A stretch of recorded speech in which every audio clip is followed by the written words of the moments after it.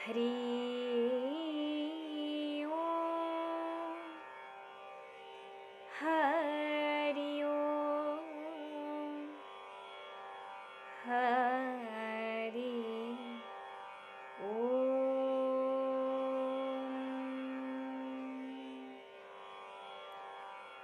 स्वस्ति श्री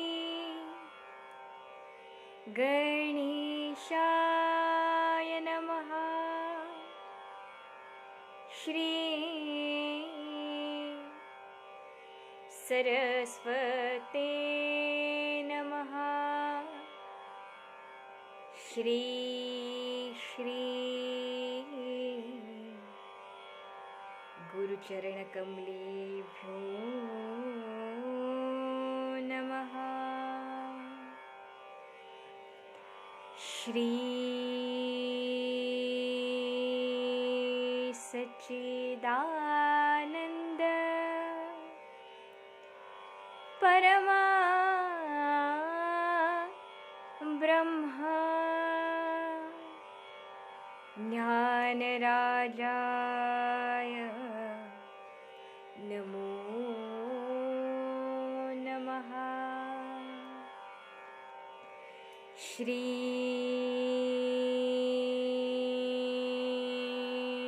सच्चिदानंद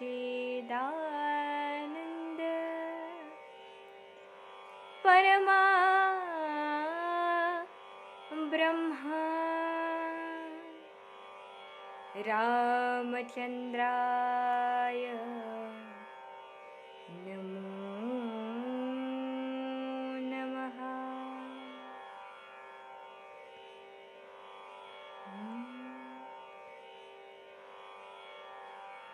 वसुदेवसुतं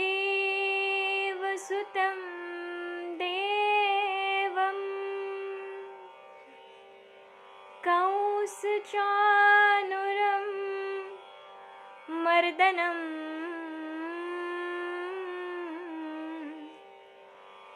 देवकी परमानन्दं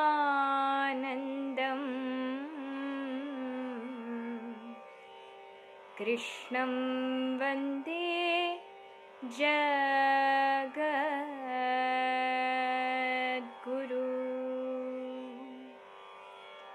कृष्णं वन्दे जगद्गुरु।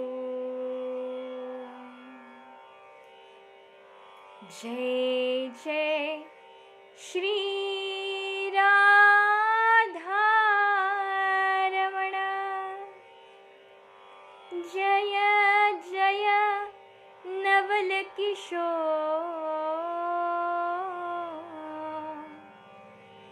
जय गोपी चित्त चोर प्रभो। जय जय माखन चोर।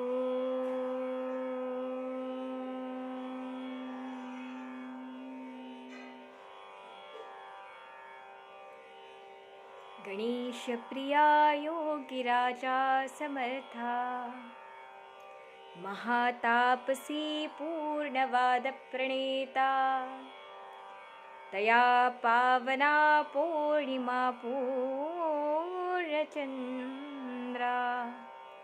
नमस्कार माझा श्री सद्गुरु रामचंद्रा। नमस्कार माझा श्री विष्णू महाराज चरणा। धर्माच्या करिता आम्हासी जगती रामाने धाडियले। ऐसे जाणुनी राम भक्ती करिता ऐश्वर्य हे लाभले। आता धर्म सख्या तुझ्या पुढतिया नम्रत्वतेने असे। इच्छा होनी मानसी तरी हा देह तुझासे। सियावल रामचंद्र भगवान की जय। गोपाल कृष्ण भगवान की जय। नित्यव्रती आराध्य दैवत पूर्णपुरुष भगवान गोपाल कृष्ण, आराध्य अशा राधाजी, बुद्धीचे आराध्य दैवत श्री गणराया, विद्येची देवता श्री सरस्वती, श्रीमद भागवताचे प्रणेते श्री शुकदेवजी महाराज, श्रीमद भागवताचे रचेते महर्षी व्यास,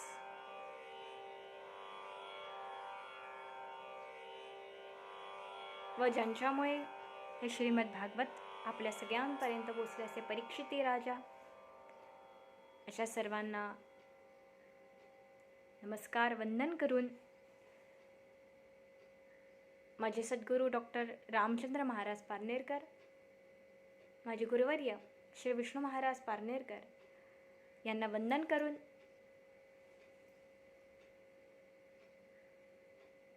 आजच्या या शुभ मुहूर्तावर म्हणजेच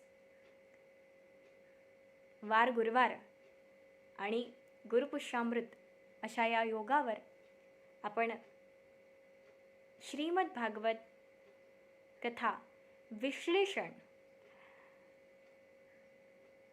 खरं तर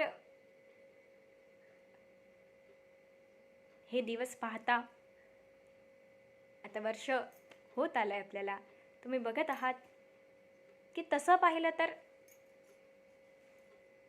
कदाचित तसं वाटू शकतं की हे आपल्यावर आलेलं संकट असेल, पण एका सकारात्मक दृष्टिकोनातून बघितलं तर या आधीचे दिवस आपण बघितले तर आपली जी दिनचर्या होती ती फार, आपलं जे जीवन होतं ते फार व्यस्त होतं, नाही? सकाळी उठायचं, जे आपले नित्यनियमाचे कामं असतील ते करायचे, फार धावपळीचं जीवन आपण जगत होतो. पण देवानी एक सुंदर संधी आपल्याला दिली. कशाची? तर या वर्षभरामध्ये देवानी एक सुंदर संधी दिली, ती म्हणजे अशी स्वतःला ओळखण्याची, स्वतःची ओळख करून घेण्याची संधी देवाने आपल्याला दिली आहे, नाही का? आपण जगात फिरत असतो, समाजात वावरत असतो, समाजात अनेक व्यक्तीशी संपर्क आपला येतो, आपण प्रत्येक व्यक्तीला ओळखत असतो, नाही का? आपण गमतीने म्हणतो सुद्धा, मी सगळं जग ओळखलं, मी या व्यक्तीला ओळखलं, मी त्या व्यक्तीला ओळखलं. आपण सगळ्यांना ओळखत असतो, पण स्वतःची जी ओळख आहे ती अजून आपण करून घेतलेली नाही, बरोबर ना? या प्रश्नाचं तुम्ही उत्तर शोधाल तर या प्रश्नाचं उत्तर तुम्हाला नाही असेल की स्वतःची ओळख आपण करून घेतली आहे का? अजून तरी नाही. म्हणूनच ही देवाने सुंदर संधी आपल्याला दिली आहे की स्वतःची ओळख करून घ्यायची.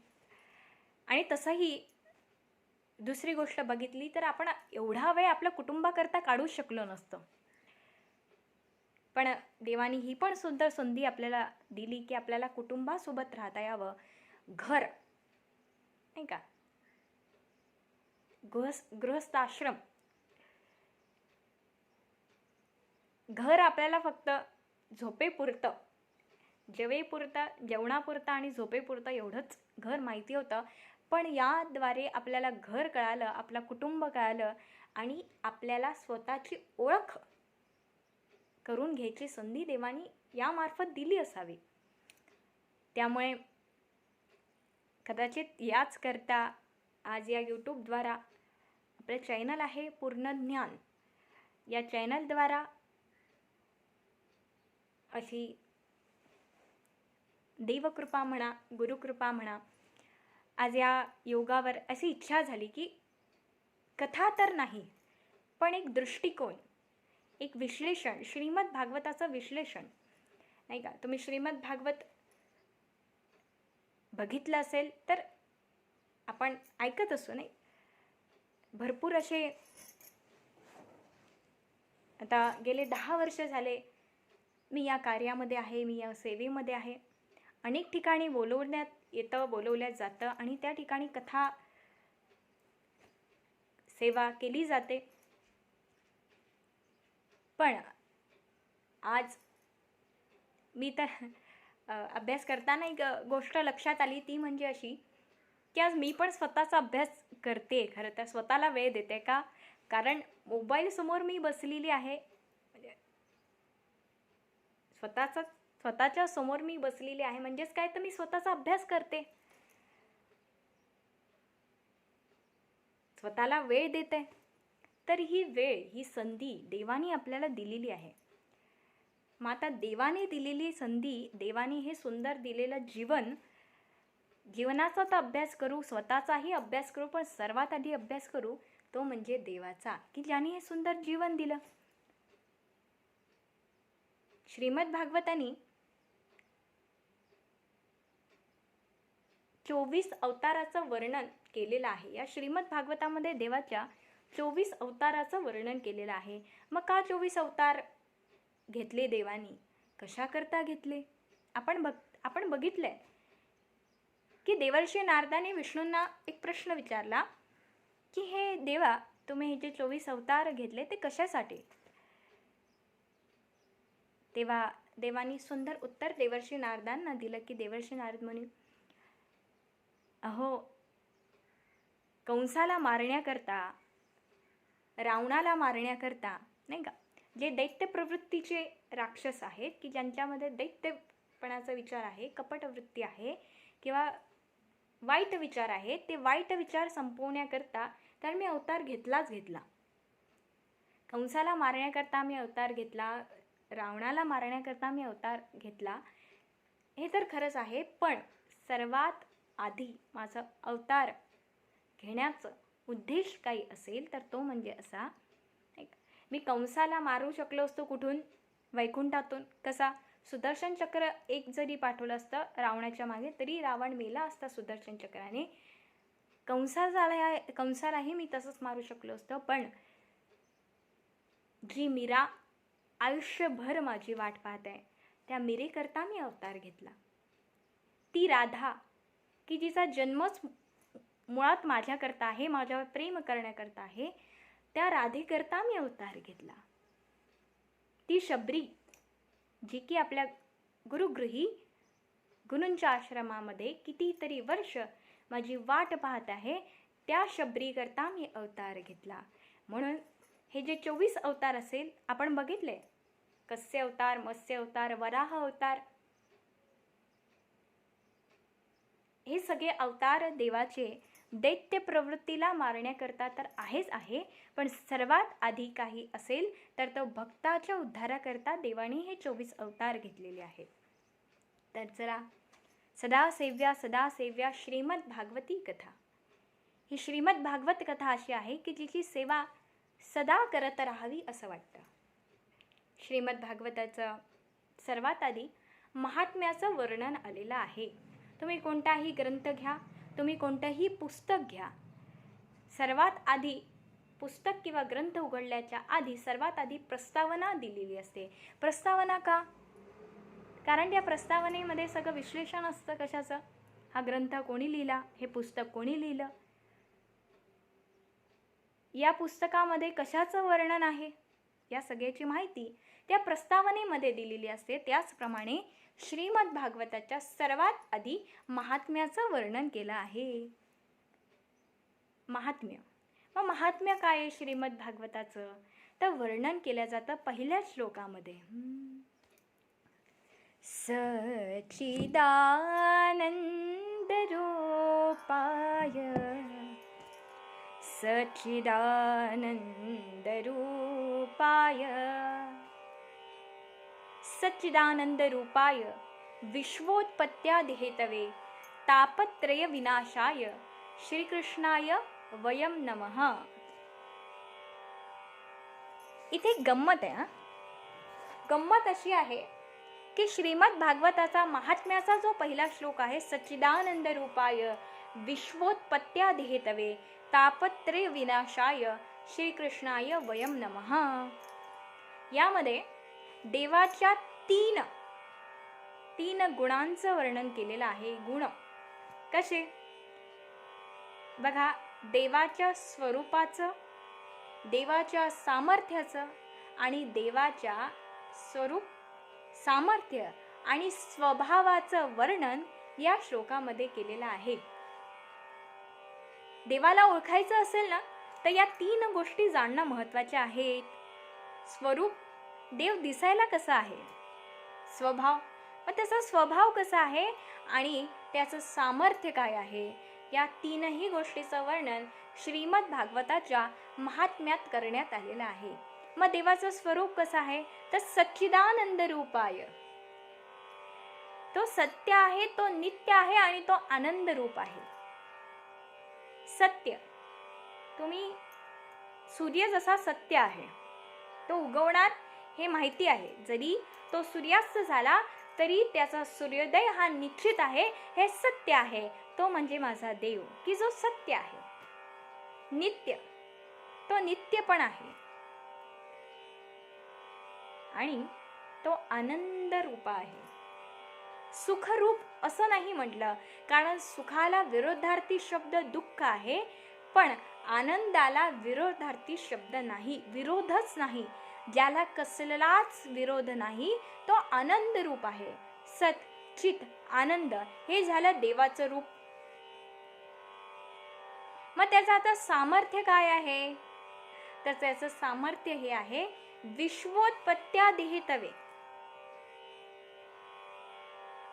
तो कसा आहे, त्याचं सामर्थ्य काय आहे, तर या विश्वाची उत्पत्ती करणं हे त्याचं सामर्थ्य आहे. चला, स्वरूप पाहिलं, सामर्थ्य पाहिलं, स्वभाव काय आहे, तर त्याचा स्वभाव आहे तापत्रय विनाशाय. आपल्या तीनही तापांचं हरण करता तो आहे. मग तीन ताप कोणते, चिकनगुनिया, मलेरिया नाही का, कोरोना नाही, तापत्रय विनाशाय, दैविक, देहिक आणि भौतिक या तीनही तापांचं वर्णन रामायणामध्ये खूप सुंदर केलंय. जो पाहिजे, देविक, देहिक, भौतिक तापा, देविक, देहिक, भौतिक तापा, राम राज काहू नहीं आता. देविक, देहिक आणि भौतिक हे तीनही तापाचं हरण करणारा माझा देव आहे. तो कसा आहे, तर जी पुतना आपल्या वक्षस्थलाला विष लावून देवाला मारण्याकरता आलेली आहे, की जिला देवाला मारण्याकरता हा उद्देश घेऊन आली की आता मला याला मारायचं आहे, असा उद्देश ठेवून आलेली पुतना, पण तिलाही यशोदा मातेच्या वरची गती प्राप्त करून दिली असा हा माझा देव. त्याचा स्वभाव कसा आहे, तर त्याचा स्वभाव हा आहे, जो त्याला शरण गेला त्याला सगळं सुख काय, अहो वैकुंठही प्रदान करणारा तो आहे. सगळं सुख त्याला मिळवून देणारा तो आहे, असा माझ्या देवाचा स्वभाव आहे.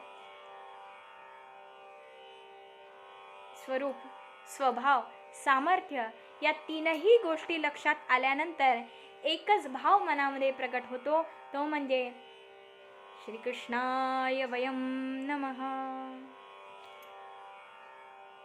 या तीन गोष्टी देवाच्या जाणल्या की देवाला मिळवणं अगदी सहज होऊन जातं. कधीतरी मनात प्रश्न आला आहे का हो, की देव खरंच दिसायला कसा आहे. आपण त्याची मूर्ती बघतो, साधक श्रीकृष्णाची मूर्ती जरी बघितली तरी त्या मूर्ती बघितल्या त्या देवावरती प्रेम होतं. मग तो खरंच आपल्या समोर आला. आम्ही वृंदावनाला गेलो दर्शनाकरता, तेव्हा एका आश्रमामध्ये आमचा मुक्काम होता आणि त्या आश्रमापासून आम्ही निघालो, मंदिरात दर्शन केलं बाकी बिहारीचं, आणि त्यानंतर आम्ही बरसाण्याला जायला निघालो. बरसाण्याला जाता जाता ज्या गाडीमध्ये आम्ही बसलो होतो त्या गाडीमध्ये एक सुंदर भजन ऐकण्यात आलं आणि त्या भजनामध्ये जे शब्द होते ते शब्द फार सुंदर होते. ते शब्द असे होते कि भूल कर भी उस वृंदावन मत जाना, भूल कर भी उस वृंदावन मत जाना, अगर गए म्हणजे चुकूनही त्या वृंदावनाला जाऊ नका. खूप सुंदर आहे. चुकूनही त्या वृंदावनाला जाऊ नका आणि गेले, चुकून समजा तुम्ही गेले की चला कोणीतरी म्हटलं हो चला वृंदावनाला थोडंसं जाऊन येऊ, दर्शन करून येऊ. तुम्ही म्हटलं की चला आता म्हणताय तेवढंच जाऊन येऊया. वृंदावनाला गेले, चुकून तुम्ही वृंदावनाला गेले तर तुम्ही चुकूनही त्या बाकी बिहारीचं दर्शन घेऊ नका. बरं चला वृंदावनाला गेले, तुम्ही बाकी बिहारीचं दर्शन चुकून घेतलं तर घेतलं, तुम्ही मन भरून त्याला बघू नका. बरं बघितलं तर त्याच्या प्रेमात पडू नका आणि एकदा त्याच्या प्रेमात का पडले तर तिथून वापसच येऊ नका. इतकं सुंदर वर्णन केलेलं आहे. वृंदावन असं आहे, ज्या वृंदावनामध्ये, ज्या मथुरेमध्ये, ज्या गोकुळामध्ये माझ्या देवाने जन्म घेतला, ज्या अयोध्येमध्ये माझ्या रामाने जन्म घेतला, ती भूमी अजूनही आपल्याला प्रेम, ते स्पंदन, ती आशीर्वाद देऊन जाते. तर माझा देव कसा असेल, म्हणून या देवाची ओळख, या जीवनाची ओळख बघा. एकदा का या जीवनाची ओळख झाली ना की देवाची ओळख व्हायला वेळ लागत नाही, आणि एकदा देवाची ओळख झाली तर जीवनाची ओळख व्हायला वेळ लागत नाही. सच्चिदानंद रूपाय विश्वोत्पत्त्यादि हेतवे तापत्रय विनाशाय श्रीकृष्णाय वयं नमः. महात्म्य सांगण्यात आलं.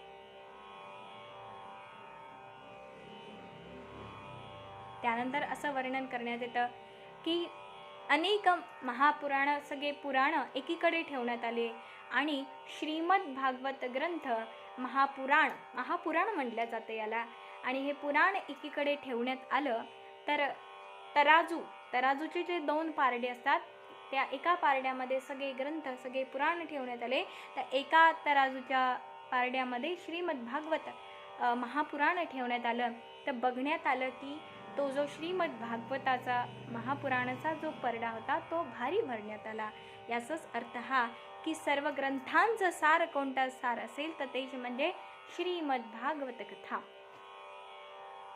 गीता भागवत करती श्रवण, अखंड चिंतन विठोबाचे, असं हे श्रीमद भागवताचं महात्म्य आहे. महात्म्यामध्ये वर्णन केलं जातं की भक्ती, सर्वात आधी भक्तीचं वर्णन केलं जातं, भक्ती चरित्र वर्णन केलं जातं. का भक्ती चरित्र? कारण जोपर्यंत भक्ती नाही, ज्ञानेश्वर महाराज आपल्या हरिपाठाच्या अभंगामध्ये म्हणतात काय, भावे वीण भक्ती, भक्ती वीण मुक्ती, बळे वीण शक्ती बोलू नये, बळे वीण शक्ती बोलू नये, कैसेनी दैवत प्रसन्न त्वरित, उगारा हे निवांत क्षीण शिवाया, उगारा हे निवांत क्षीण शिवाया. भावे वीण भक्तीन, भक्ती वीण मुक्ती, बळे वीण शक्ती बोलू नये. भावाशिवाय जोपर्यंत मनामध्ये भाव प्रगट होत नाही तोपर्यंत भक्ती नाही, आणि भक्ती विना मुक्ती नाही.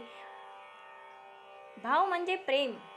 जोपर्यंत देवाविषयी प्रेम, या जीवनाविषयी प्रेम, की हे देवा तुझे हे सुंदर जीवन मला दिलेलं आहे, या जीवनाविषयी प्रेम, या जीवनाची जाणीव जोपर्यंत होत नाही ना, जोपर्यंत या जीवनावरती आपण प्रेम करत नाही ना, तोपर्यंत भक्ती, तोपर्यंत देवावरती प्रेम, तोपर्यंत देवावरती भक्ती करणं अशक्य गोष्ट आहे.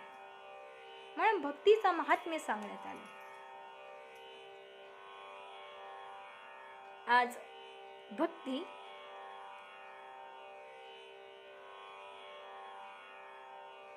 जोरजोरात रडतायत.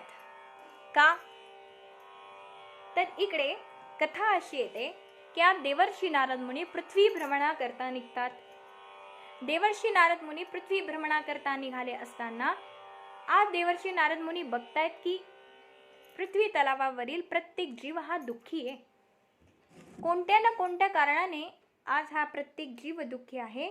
कोणी कशाने दुःखी आहे तर कोणी कशाने दुःखी आहे, नाही का. आपण बघतो कोणी पैसे नाही म्हणून दुःखी आहे, कोणी पुत्र नाही म्हणून दुःखी आहे, कोणी टू व्हीलर नाही म्हणून दुःखी आहे, कोणी कशाने ना कशाने तरी दुःखी आहे. तेव्हा देवर्षी नारद मुनी म्हणतात, वा वा, मी तर सगळ्यात सुखी आहे की माझ्या जीवनात दुःख नाही. का दुःख नाही? कारण मी साधनांच्या मागे पळत नाही, मी साध्याच्या मागे पळतो. नाही का? देवर्षी नारदांचं काय साध्य आहे? साधन होतं. काय साधन होतं देवर्षी नारदांचं? साध्य मिळवण्याकरता साधन काही असेल तर तो वीणा, नाही का? पण देवर्षी नारदांनी साध्य आपलं केलं, साधनांच्या मागे लागले. साधन म्हणजे काय? तर वस्तू. एक सहज दृष्टांत आठवला म्हणून सांगते की एक दिवस विष्णू आणि लक्ष्मी वैकुंठात बसले आहेत. विष्णू आणि लक्ष्मी वैकुंठात बसले असताना लक्ष्मी विष्णूंना म्हणते की देवा, तुम्ही मनुष्याला जगण्याकरता जीवन तर दिलं, जीवन तर जगतोय मनुष्य, पण त्याला जगण्याकरता साधनं दिली नाही. तेव्हा माझी अशी इच्छा आहे की तुम्ही मनुष्याला बोलवून त्याला साधनं द्यावी. आता बायकोची इच्छा आहे म्हटल्यानंतर, नाही का, ते तर देव होते. म्हणे ठीक आहे लक्ष्मी, तुमची इच्छा आहे की मी मनुष्याला साधनं द्यावी, तर काही हरकत नाही, मी साधनं देतो. मनुष्याला बोलवलं, मनुष्याला प्रणाम केला, नमस्कार केला देवाला, आणि मनुष्याने आपली झोळी समोर केली. एक एक साधनं टाकायला सुरुवात केली. देव एक एक साधनं टाकतोय. पहिल्यांदा घर आलं, मनुष्य खुश झाला, म्हणे वा वा, आतापर्यंत रानात उन्हात पावसात राहत होतो, आता बरं झालं घर मिळालं. घर मिळालं, खायला अनेक वस्तू मिळाल्या, नाही साधनं. टीव्ही मिळाला, फ्रीज मिळाला, पलंग मिळाला, टू व्हीलर मिळाली, फोर व्हीलर मिळाली, विमानही मिळालं. सगळे साधनं देऊन दिले देवानी. पण ते साधन देता देता एक साधन खाली पडलं. एक त्यातली गोष्ट, एक वस्तू खाली पडली, आणि जशी ती खाली पडली तसं विष्णूंनी आपला पाय त्यावर ठेवला. मनुष्याने ते सगळे साधनं, ती सगळे वस्तू बघितले, डोळे भरून गेलेत मनुष्याचे. आल्यावर तर नमस्कार केला होता, पण जाताना तोही विसरला. कारण भर दो झोली मेरी या मोहम्मद, तेरे दर से न जाऊंगा खाली, नाही का? त्याच्या एकदा जो दारावर आला, त्याच्या मंदिरात जो आला, तो कधी खाली जाणार नाहीये माहितीये. पण अशाही याच्यात बघूया समोर काय आहे. आल्यावर तर नमस्कार केला, जाताना तोही विसरला, मनुष्य निघून गेला. पण लक्ष्मी माता हसायला लागल्या. विष्णू म्हणतात, काय लक्ष्मी, एवढ्या आनंदित आहात? मी तुमची इच्छा पूर्ण केली म्हणून आनंदी आहात ना? म्हणे नाही नाही देवा, तुम्हाला असं वाटत असेल की ही गोष्ट माझ्या लक्षात आली नाही, त्या मनुष्याच्या जरी लक्षात आली नाही तरी माझ्या लक्षात आली एक गोष्ट. लक्ष्मी, काय म्हणत आहात तुम्ही? माझ्या लक्षात येत नाही. अच्छा बरं, ते पण मीच सांगू? म्हणे हा सांगा. म्हणे देवा, जेव्हा मनुष्याने आपली झोळी पसरवली, तुम्ही एक एक साधन, एक एक वस्तू द्यायला लागले, आणि देता देता एक वस्तू, एक साधन खाली पडलं. जसं ते खाली पडलं तसं तुम्ही त्यावर पाय ठेवला. तसा तुम्ही त्यावर पाय ठेवला. त्या मनुष्याच्या ते ही गोष्ट लक्षात आली नाही देवा, पण माझ्या लक्षात आली आहे ती गोष्ट. आणि आता मला ते जाणून घ्यायचं आहे की अशी कोणतं साधन आहे, अशी कोणती वस्तू आहे की जी तुम्हाला मनुष्याला द्यायची नव्हती. देव म्हणतात, हा, सगळी कृती तुम्ही जाणता माझी. हा, तुम्हाला जाणून घ्यायचंय ना लक्ष्मी, की अशी कोणती वस्तू, असं कोणतं साधन मी मनुष्याला दिलं नाही. आज विष्णूंनी आपला पाय काढला आणि ते साधन, ती वस्तू दाखवली, तर ते साधन किंवा ती वस्तू नव्हती, तर ते साध्य होतं. काय होतं ते? त्या विष्णूंच्या पायाखाली होती ती म्हणजे शांती, समाधान, सुख. बघा, देवानी गंमत केली आपल्या बाबतीत. काय? देवानी अशी गंमत केली आपल्या बाबतीत, ती म्हणजे अशी की देवानी खायला प्यायला सगळे पदार्थ दिले. अगदी झुणका भाकर पासून तर पुरणाच्या पोळीपर्यंत सगळे पदार्थ खायला दिले, पण मला सांगा भूकच लागली नाही तर काय खाणार हो आपण? भूकच लागली नाही तर पाची पक्वान्न जरी आपल्या समोर आले तरीही खाऊ शकत नाही आपण, नाही का? झोपायला स्पंजी गादी दिली, उशी दिली, एसी दिला, फॅन दिला, सगळं दिलं, पण झोपच आली नाही तर काय फायदा या साधनांचा? म्हणजेच काय तर देवाने साधनं तर दिली, पण साध्य आपल्याकडे ठेवलं. सुख, शांती, समाधान हे आपलं सगळं देवाने आपल्याकडे ठेवून घेतलं. का ठेवलं? त्यानंतर लक्ष्मी विष्णूंना विचारतायत की देवा तुम्ही असं का केलं? त्याचं कारण देव लक्ष्मींना सांगतायत की लक्ष्मी, याच समाधानाकरता, याच सुखाच्या शोधात माझं बाळ, माझं हे लेकरू माझ्या जवळ येईल, माझा हा भक्त, माझा हा उपासक, नाही का? देवाला हे सुख मागण्याकरता, समाधान मागण्याकरता तर आपण देवापाशी जातो ना. देवाला म्हणतो हे देवा मला समाधानी राहू दे, मला सुख दे, मला आनंद दे. हे सगळं मागण्याकरता तर आपण देवाची उपासना करतो, देवाला बसतो. देवाची हे सगळं देवाने दिलं असतं, आधीच आनंद, सुख, समाधान दिलं असतं तर देवाला तर विचारलंही नसतं आपण. म्हणून साध्य आपल्याकडे ठेवलं. देवर्षी नारद मुनी आनंदी याच्याच करता होत आहेत, समाधानी या करता होत आहेत की मी कधी साधनांच्या मागे पळलो नाही, कारण साध्य तर माझ्या जवळ आहे. मी देवाच्या नामस्मरणामध्ये आहे, अजून काय पाहिजे मला? देवर्षी नारद मुनी फिरतायत आणि अचानक एक बाई जोरजोरात रडते, एक महिला जोरजोरात रडते आहे असा आवाज देवर्षी नारदांच्या कानी पडला आणि देवर्षी नारद तिथे आले.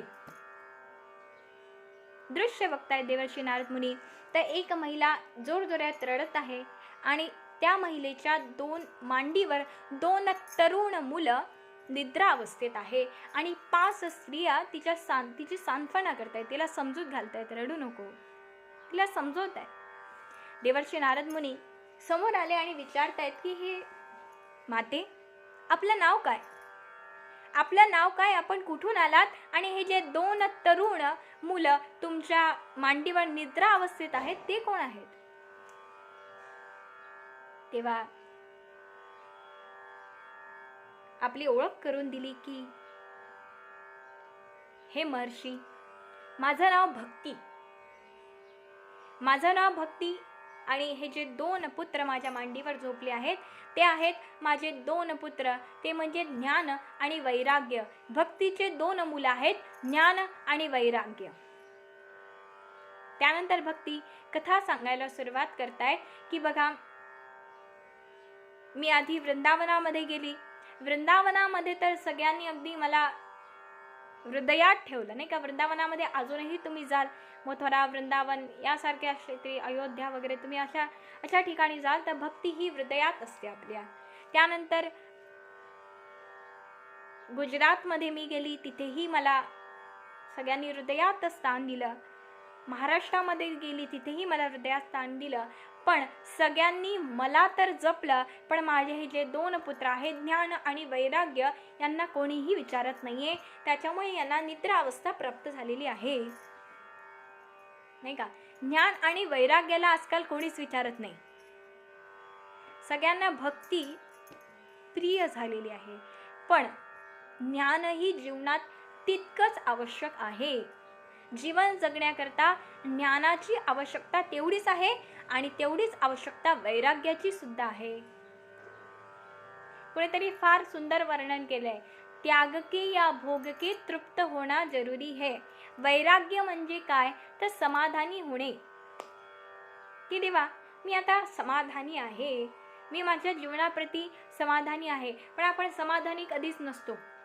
वैराग्य म्हणजे काय? वैराग्याची व्याख्या ही नाही की सगळं घरदार सोडायचं, हिमालय पर्वतावर जायचं, नाही. हे वैराग्य देवाने कधी शिकवलंही नाही. आणि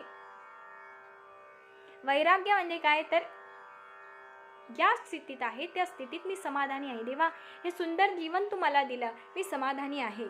कधीतरी असं म्हटलंय का आपण देवाला की देवा मी समाधानी आहे, माझ्या जीवनामध्ये मी समाधानी आहे? नाही. 2 व्हीलर आली तर 4 व्हीलर हवी, 4 व्हीलर आला तर विमानमध्ये जायला हवं. कधी काही ना काही अपेक्षा सतत आपल्या मनामध्ये आहेत. अपेक्षा असाव्यात, पण कधीतरी समाधानी सुद्धा असावं.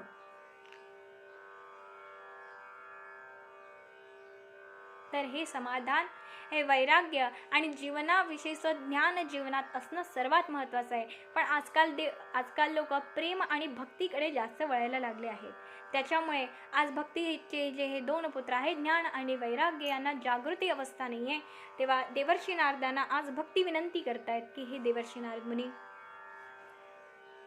कृपया करून माझ्या या दोनही पुत्रांना जागृती अवस्था प्राप्त करून द्या.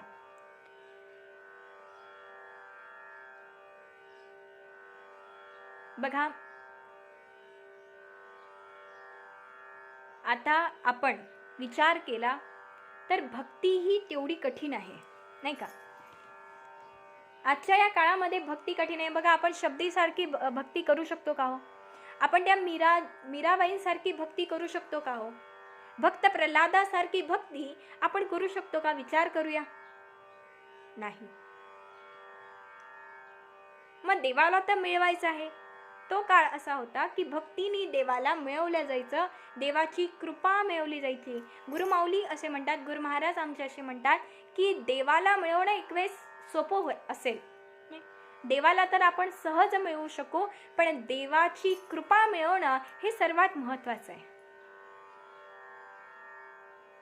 तर भक्तीने देव मिळूनही जाईल, पण देवाची कृपा कशी मिळवायची? नित्य जीवन जगत असताना देवाची कृपा कशी अनुभवायची याचाही अभ्यास आपण केला पाहिजे. क्षणोक्षणाला की देवा ही सगळी तुझी कृपा आहे, देवा ही सगळी तुझी कृपा आहे, असं अनुभवता येण्यासाठी एक सुंदर मार्ग सांगण्यात आलेला आहे. बघा, भक्ती मार्गामध्ये देवाचं दर्शन सगळ्यात शेवटी होतं. तुम्ही बघितलं असेल, शबरींना सगळ्यात शेवटी दर्शन झालं, मीराजींना सगळ्यात शेवटी दर्शन झालं. भक्ती मार्गामध्ये देवाचं दर्शन सगळ्यात शेवटी होतं, पण एकमेव असा एक मार्ग आहे की ज्या मार्गामध्ये देवाचं दर्शन आधी होतं. कोणता तो मार्ग? रामदास स्वामींनी सांगितलं आहे आणि पूर्णवाद प्रणिते परमपूज्य भाऊंनी हा सुंदर मार्ग सगळ्यांना दिलेला आहे. तो मार्ग असा आहे, उपासनेला दृढ चालवावे, भूदेव संताशी सदा नमावे, सत्कर्म योगे वय घालवावे, सर्वामुखी मंगल बोलवावे. जय जय रघुवीर समर्थ. उपासना, ज्ञानराज माऊली सुद्धा आपल्या हरिपाठाच्या अभंगामध्ये तेच वर्णन करतायत. काय? नित्य नेम नामी ते प्राणी दुर्लभ, लक्ष्मी वल्लभ तया जवळी, लक्ष्मी वल्लभ तया जवळी. नित्य नेम नामी ते प्राणी दुर्लभ, लक्ष्मी वल्लभ तया जवळी. जो नित्य नियमाने देवाचं नामस्मरण करतो, भजन करतो, पूजन करतो, म्हणजे उपासना, नित्य नियमता, त्याच्याजवळ लक्ष्मी वल्लभ, त्याच्याजवळ सदैव देवाची कृपा असते, त्याच्यावर सदैव देवाची कृपा असते. मी म्हटलं ना, देवाचं दर्शन तर एक वेळेस होऊन जाईल, पण देवाची कृपा हे अनुभवायची असेल तर जीवनामध्ये उपासना मार्ग हा सर्वात श्रेष्ठ मार्ग आहे. देवाने 24 तास आपल्याला दिले, पण त्या 24 तासातले किमान 10 मिनिटं तरी आपण देवाची उपासना करतोय का? या 24 तासातले 10 मिनिटं तरी आपण देवाला देतोय का? हा विचार आपण करूया. देवाने एवढं सुंदर जीवन दिलं, पण त्या जीवनातला एक ज्ञानराज माऊली हरिपाठामध्ये म्हणतात, देवाची द्वारी उभा क्षणभरी, तासभरी नाही म्हटलं, क्षणभरी, पण तो क्षणही खूप महत्वाचा आहे. ज्ञानराज माऊली त्या क्षणाचाही खूप सुंदर अभ्यास आपल्याकडून करून घेत आहे की तो क्षण कसा असावा. कसा असा नाही बरं का. एक मनुष्य मंदिरात जातो आणि मंदिरात जाताना नवीन चपल्या घेतल्या आहेत बाजारातून, ते नवीन चप्पल मंदिराच्या बाहेर काढतो, देवाचं दर्शन घेतो आणि देवाचं दर्शन घेता घेता एक श्लोक म्हणतो. काय श्लोक असा असतो? श्लोक म्हणतोय तर खरं, पण मन सगळं त्या चपलीमध्ये आहे. श्लोक काय म्हणतो? त्वमेव माता च पिता त्वमेव, त्वमेव बंधू च सखा त्वमेव, त्वमेव विद्या द्रविणम त्वमेव म्हणजे काय, तुम्ही माता आहात पण चप्पल माझी पिता आहे. म्हणजे काय, तर शरीर, हे शरीर तर त्याचं देवळात आहे, पण मन कशात आहे, चपलेमध्ये. म्हणून असं मन, असं शरीर तुम्ही देवाला 24 तास काय पूर्ण आयुष्यभर जरी ते मन त्या मंदिरात शरीर मंदिरात ठेवलं तरी काही फायदा नाही. पण एकदा का हे मन त्या देवाच्या चरणी एक क्षण, देवाची द्वारी उभा क्षण भरी, हे मन एकदा तरी त्या देवाचं करून बघा. म्हणून उपासना मार्ग, देवाची कृपा अनुभवायची असेल तर किमान 24 तासातले 10 मिनिटं तरी आपण देवाला देऊया. मी या कथेमार्फत सगळ्यांना नाही का, आपण शाळेत जातो आणि शाळेमध्ये घरी जाताना एक गृहपाठ देण्यात येतो. तो गृहपाठ आपल्याला असतो, आपण घरी गृहपाठ करतो. त्याचप्रमाणे या कथेच्या मार्फत मी सगळ्यांना एक गृहपाठ देत असते, होमवर्क आपण म्हणतो आता. तो होमवर्क मी असा देत असते की या 7 दिवसामध्ये जिथे पण कथा सुरू असेल, ज्या गावामध्ये कथा सुरू असेल, त्या सगळ्या वक्त्यांना, त्या सगळ्या श्रोत्यांना मी सांगत असते की 10 मिनिटं कसलाही तुम्ही एक माळ जप करा, एक माळ तरी जप करा. मग तुम्हाला रामकृष्ण हरी म्हणायचं असेल तर रामकृष्ण हरी म्हणा, तुम्हाला ओम नमः शिवायचा जप करायचा असेल तर ओम नमः शिवायचा करा, तुम्हाला ओम नमो भगवते वासुदेवायचा करायचा असेल तर ओम नमो भगवते वासुदेवाय या जपाचंही करा. पण एक माळ तरी जप करा. का? कारण उपासनेला दृढ चाल व्हावे, नित्य नियमनामी ते प्राणी दुर्लभ. या उपासना मार्गानुसारच आपण देवाची प्राप्ती आणि देवाच्या कृपेची प्राप्ती करू शकतो. तर ज्ञान आणि वैराग्याला आज जागृती अवस्था नाही आहे, म्हणून ती जागृती अवस्था करून देण्याकरता आज भक्ती विनंती करते आहे देवर्षी नारदांना. देवर्षी नारद मुनी म्हणतायत की भक्ती काळजी करू नका, आता ही जबाबदारी माझी. देवर्षी नारद मुनी गेलेत हरिनाम जपत जपत कोणाकडे, सनक सनंदन सनत कुमार या 4ही संतांकडे देवर्षी नारद मुनी गेले. आणि देवर्षी नारद मुनी म्हणतात की हे सनक सनंदन सनत कुमार, आज भक्तीचे जे 2 पुत्र आहेत ज्ञान आणि वैराग्य, यांना जागृती अवस्था प्राप्त करून द्या. का? तर त्यांना आज कोणी विचारत नाहीये. भक्तीचा उदो उदो सगळे करतायत, पण ज्ञान आणि वैराग्याला कोणी आज विचारतच नाहीये. हे 4ही कुमार सूर्य उपासक होते. सूर्य उपासना केली. सूर्य देवतेने सांगितलं की तुम्ही श्रीमद भागवत कथेचं पठण करा. एक सुंदर जागा बघा, त्या जागेला पवित्र करा आणि अशा सुंदर जागी श्रीमद भागवताचं पठण करा. एक सुंदर जागा बघितली की ज्या जागेला पवित्र करण्यात आलं. अपवित्र पवित्रो वा सर्वां वसांगतोपि वा यस्मरित पुंडलिकाक्षम सभायाभ्यंतर शुची. त्या जागेला पवित्र करण्यात आलं आणि अशा पवित्र ठिकाणी सनत कुमारांनी श्रीमद भागवत कथेला प्रारंभ केला. प्रथम, द्वितीय, तृतीय, चतुर्थ, पंचम, षष्टम आणि सप्तम दिवशी, 7व्या दिवशी भक्ती नाचत नाचत आली आहे. देवर्षी नारदाने बघितलं आज भक्ती तर नृत्य करत आली आहे, पण भक्ती सोबत 2ही पुत्र ज्ञान आणि वैराग्य हे 2ही पुत्र नाचत नाचत आलेले आहे. देवर्षी नारद आणि ते 4ही कुमार आनंदित झाले आहे. भक्ती आनंदाने तर आज नृत्य करत आहे. भक्ती नृत्य करता करता आज देवर्षी नारदांना आनंदाने आणि समाधानाने वचन देते. काय दिलं भक्तीने वचन? देवर्षी नारदांना भक्ती आज वचन देत आहे की जी कोणी श्रीमद भागवत कथा श्रवण करेल त्यांच्या हृदयात जाऊन मी बसेल, त्यांच्या हृदयात जाऊन मी विराजमान होईल. कधी? महात्म्य सुरू असताना. आज जे आपण महात्म्य बघत आहोत, विश्लेषण बघत आहोत श्रीमद भागवताचं, तर आज या मार्फत आपल्या हृदयामध्ये भक्तीचं प्रागट्यीकरण होणार आहे, झालेलं आहे. भक्तीचं नाही तर ज्ञान आणि वैराग्य. बघा मी सांगितलं ना की भक्ती असून काही कामी नाही, तर जीवनामध्ये ज्ञान आणि वैराग्य याचीही आवश्यकता असते. म्हणून भक्तीने वचन दिलं देवर्षी नारदांना की जी कोणी श्रीमद भागवताचं महात्म्यच काय संपूर्ण श्रीमद भागवत कथा श्रवण करेल त्यांच्या हृदयात मी आणि माझे 2 पुत्र ज्ञान आणि वैराग्य विराजित होतील, विराजमान होतील. अशा प्रकारे भक्ती चरित्र वर्णन करण्यात आलं. त्यानंतर गोकर्ण उपाख्यान वर्णन करण्यात आलं. बघा श्रीमद भागवत कथा अशी आहे की जी श्रीमद भागवत कथा आपल्याला जीवनाचा एक सकारात्मक दृष्टिकोन प्राप्त करून देते. एक जीवनाला अशी बघण्याची दृष्टी प्रदान करून देते की जी दृष्टी खूप सुंदर आहे. तर अशा मार्फत या श्रीमद भागवताच्या मार्फत आपण या जीवनाची ओळख करून घेऊया, आपली स्वतःची ओळख करून घेऊया. बघा आमची गुरुमाऊली एक सुंदर संदेश देते. ती संदेश असा आहे की समाजाकडून जे शिक्षण मिळतं त्यातून आपण सुशिक्षित होतो आणि